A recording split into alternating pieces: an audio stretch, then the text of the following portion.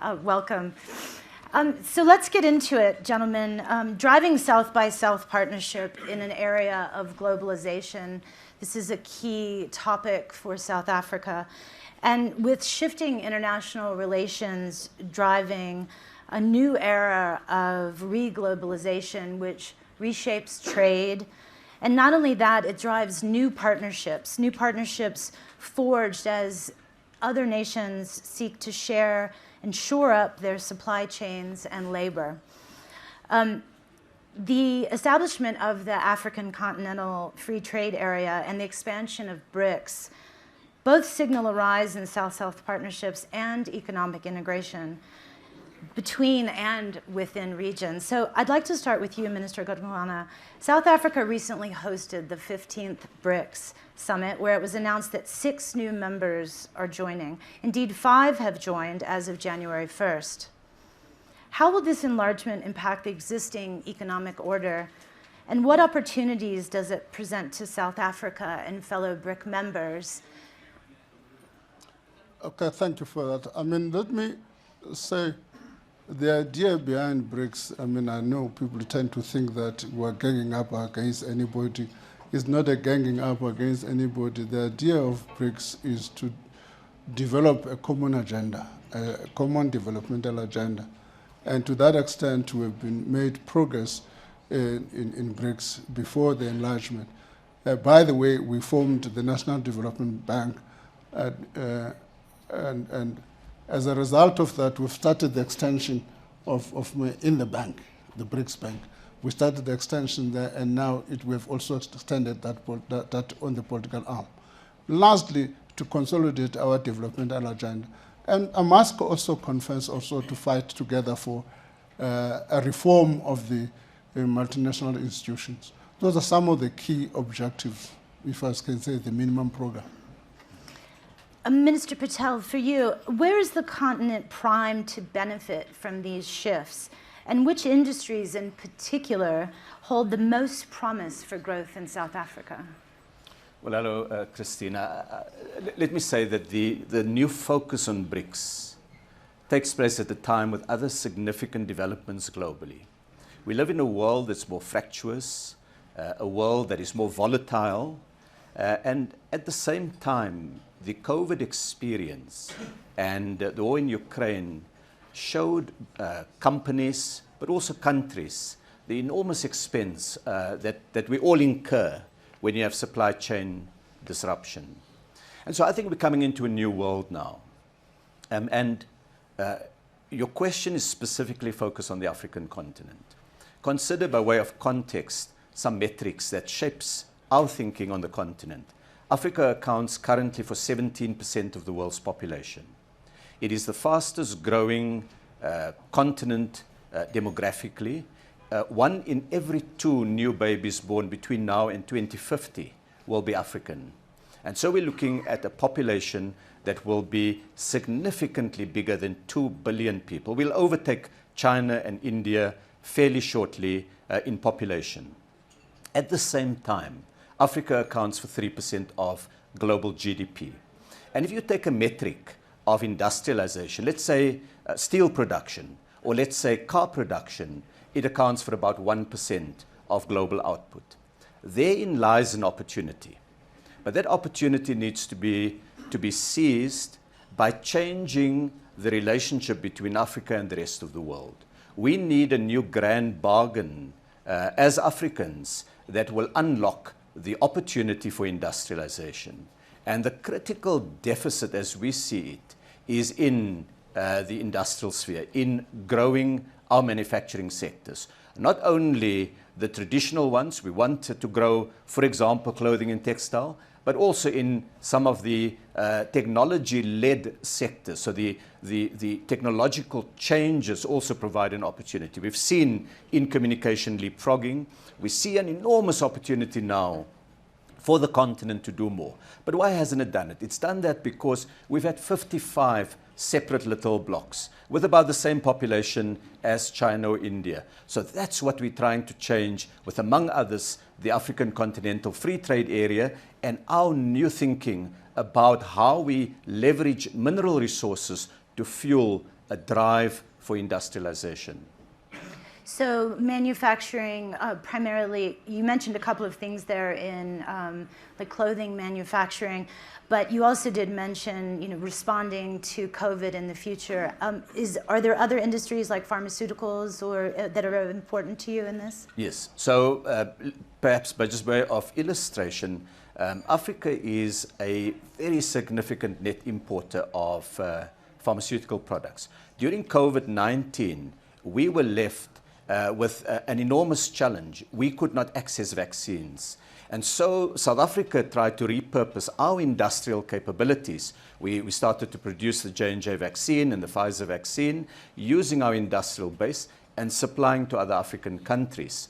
So the point really now is to change that by fostering greater industrial development in areas like pharmaceuticals. I'm happy to say last year we announced that for the first time we're going to produce human insulin in South Africa for the African market and a few other things. But it's also car production, autos, very significant, and perhaps we can talk later about that.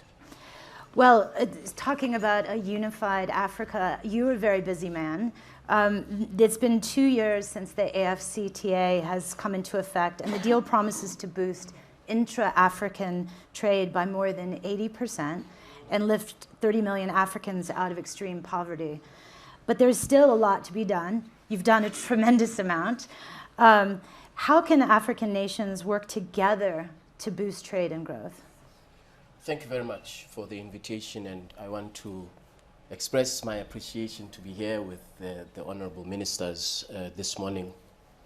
When we started this journey in 2020, the world was in deep crisis, and as we see now, those crises have intensified.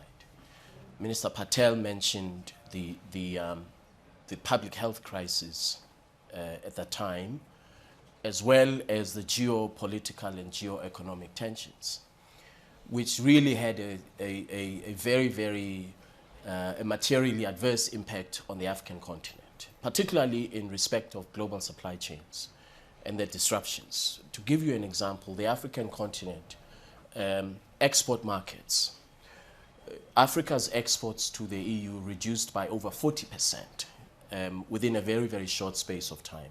So what was very clear to us is that without disengaging from global supply chains, the African continent has to take steps, very concrete steps, to ensure self-sufficiency, to ensure that we have supply chains on the continent that will enable the African continent to respond to various crises, which we are seeing now.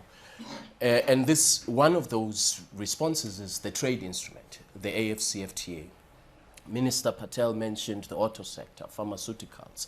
There's also agriculture that we are looking at. Africa imports over $50 billion worth of food per year. We're a net food importer.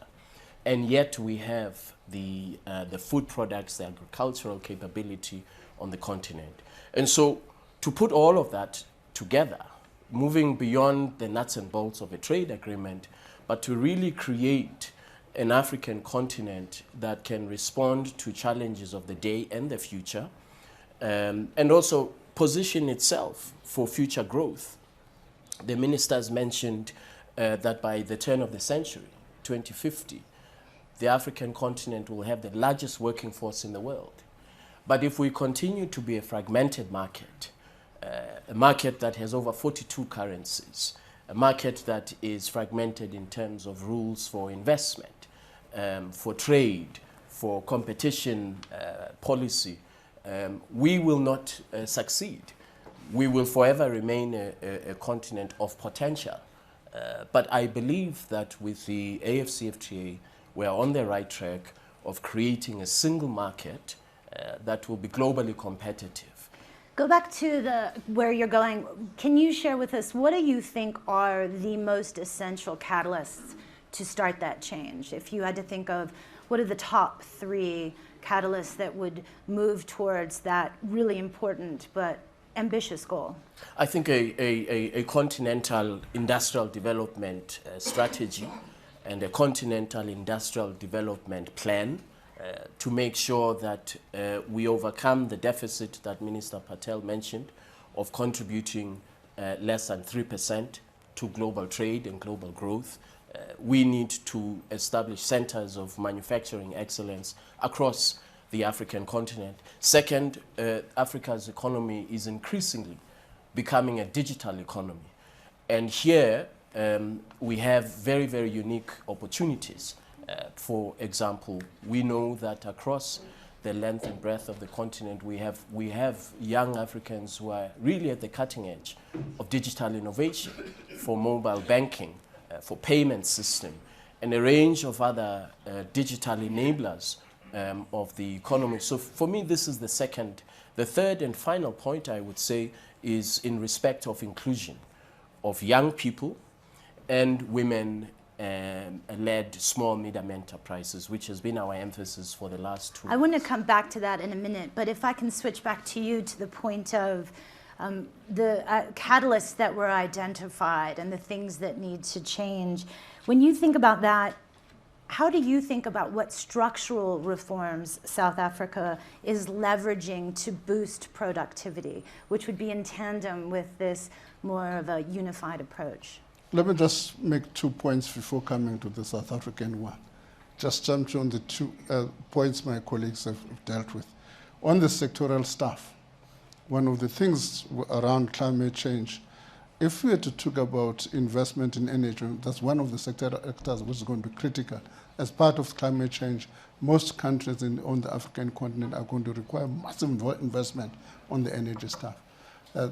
Secondly, on the African continent aspect, what are kind of the key questions? I was in one meeting where somebody said, I've invested in South Africa, but I need more copper.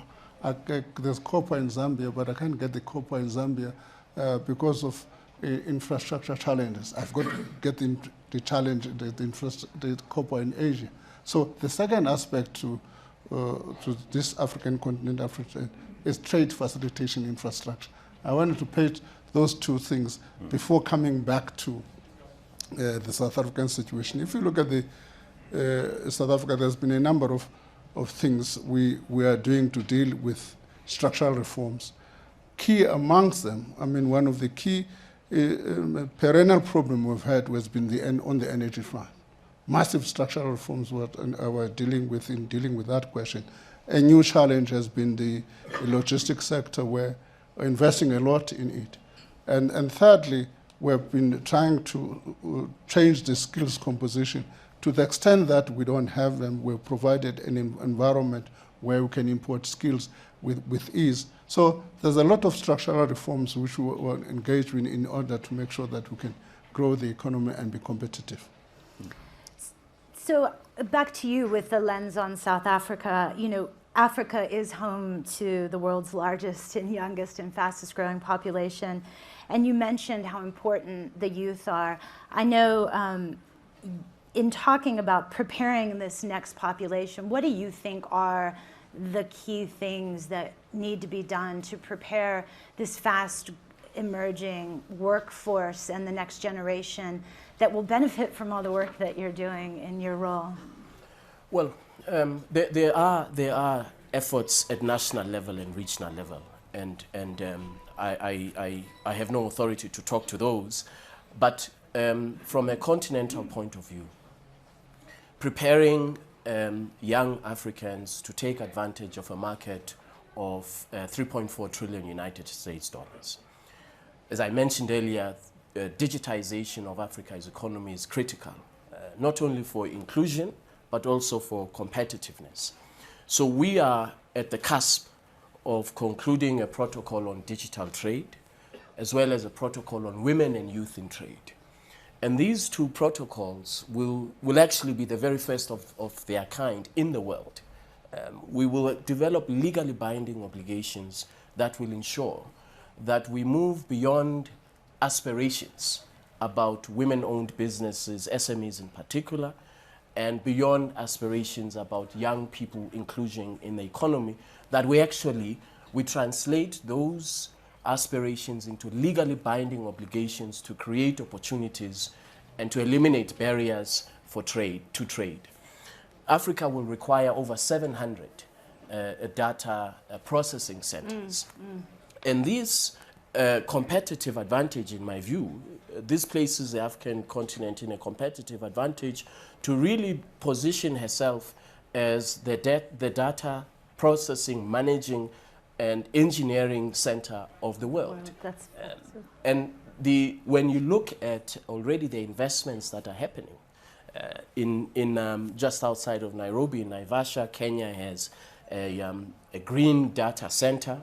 Cabo Verde is developing capacity in data processing. So I think the digital economy is an immediate opportunity for us to prepare the African continent for the future, and the young people that all of us are deeply concerned about, so that we reduce and eliminate the number of young Africans who are buried deep in the oceans of the Mediterranean when they are going to Europe in search of the second and point that I think it goes to your question, and that is the role of agriculture.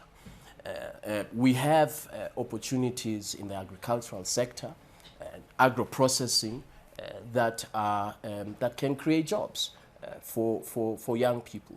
A lot of people don't know that actually Zimbabwe is potentially the largest exporter of grains on the African continent, followed by Ethiopia and Uganda in the area of wheat.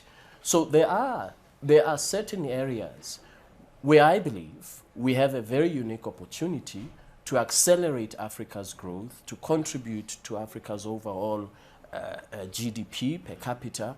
But these potentials have been constrained by fragmentation of our market. Yeah.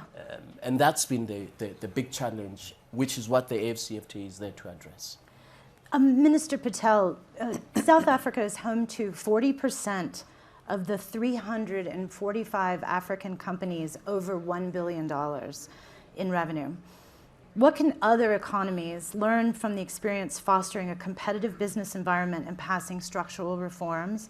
And how can trade ties and partnerships supercharge industries and business? Well, Christine, let me start by saying I don't think we have all the answers. But from our experience, I'd perhaps pull out, let me say, 3 or 4 key issues that I think, not only from a South African point of view, but looking more broadly at the continent, are matters that are germane to faster growth and more inclusive growth. The first one really is the importance of infrastructure. For businesses to locate in a country, you need to have both the soft and the hard infrastructure. From the skills development entities, your universities and training colleges, to the hard infrastructure of transport logistics, bandwidth and fiber optic, as well as, of course, energy as critical elements. The second part of it is rule of law and contract enforcement. That attracting businesses is about them knowing that when there are disputes, there would be a fair adjudication process to resolve those, and that contracts are capable of enforcement and are indeed enforced. A third one from the South African experience is the importance of innovation. We recently hosted the AGOA Forum. Sub-Saharan Africa has preferential access to the United States market through a piece of legislation in the United States called the Africa Growth and Opportunities Act, AGOA for short. And as part of the forum, about 30 African trade ministers and the US administration gathered in Johannesburg a few months ago. And at that forum, we had this large Made in Africa exhibition, more than 500 firms showcasing their work. And American visitors were struck by the level of innovation, by the industrial capability, from digital strengths in the digital economy to the advanced manufacturing skills, to how strong the food supply chain capabilities are, pharmaceuticals, heavy chemicals, equipment manufacturing, and so on. So innovation plays quite a key role in fostering the storyline for South Africa. And the final one is access to markets, building demand. The business case of any firm, any investor, is fundamentally dependent on there being demand for products. And so, if I take the example of the auto industry, historically the African continent had an arrangement where second-hand vehicles, used cars that were discarded effectively or sold off elsewhere, were then exported to the African continent. It damaged demand. South Africa took a different path. We didn't permit that. It fostered demand for vehicles in the domestic market, and that attracted global OEMs to produce there. Our access to global markets, we have access to the United States, we have agreements with the European Union and the UK as South Africa free trade agreements, and of course the big prize is the African Continental Free Trade, building capability and demand on the African continent. Well, gentlemen, it's been a real pleasure, and I wish you all continued success. We have to wrap this session and move on, so thank you all very much.